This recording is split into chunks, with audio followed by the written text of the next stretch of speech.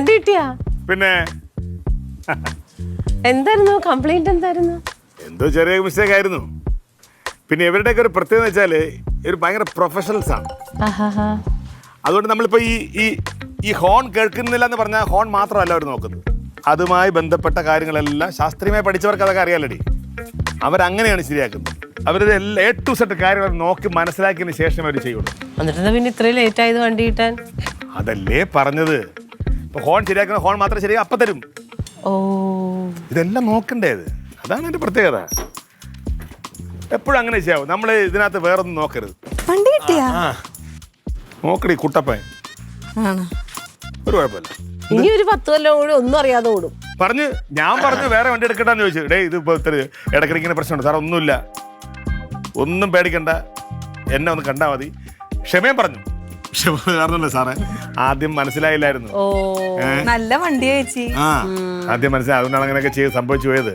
എന്നിട്ട് സാറ് ഇനിയിപ്പോൾ എൻ്റെ അടുത്ത് പറഞ്ഞേ അടുത്ത പ്രാവശ്യം ചെല്ലുമ്പോഴത്തേക്ക് സർവീസ് ഫ്രീ ആയിട്ട് തരാമെന്ന് പറഞ്ഞു. നമുക്കെന്താ വേണ്ടത്? എന്നാ കടലോട്ടൊന്നാക്കിയേക്ക്.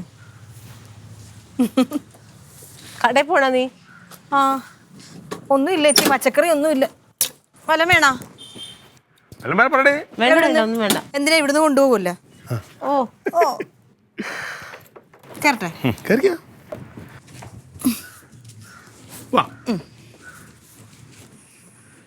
പോ.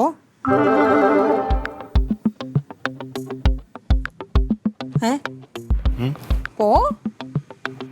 നീ ഇറങ്ങ, തിരിച്ചിട്ടല്ലേ പോകാൻ പറ്റുള്ളൂ.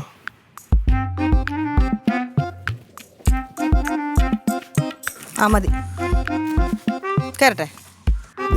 വണ്ടി സ്റ്റാർട്ട് ആകുമ്പോൾ കയറേണ്ട കാര്യം എന്താണ്?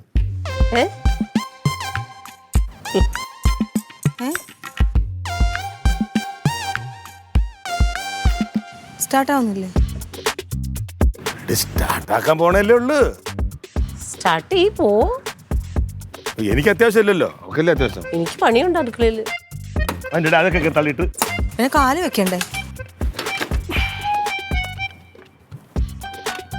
അല്ല, ഈ ശരിയാക്കിയ വണ്ടിയിൽ എന്തിനാ ഇത് അടിക്കണത്? അത് ഇത് പിന്നെ കാണാനാണോ വെച്ചേക്കുന്നത്?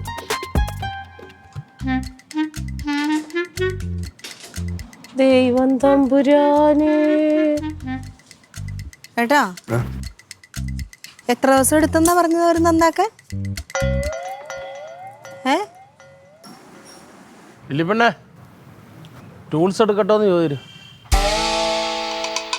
എടുത്തോണ്ട് വരാൻ പറയണം.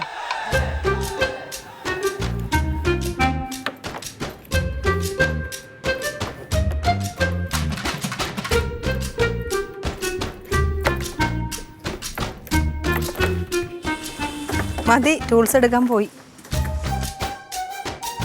പെട്രോൾ തീർന്നാവാനേ സാധ്യതയുള്ളൂ.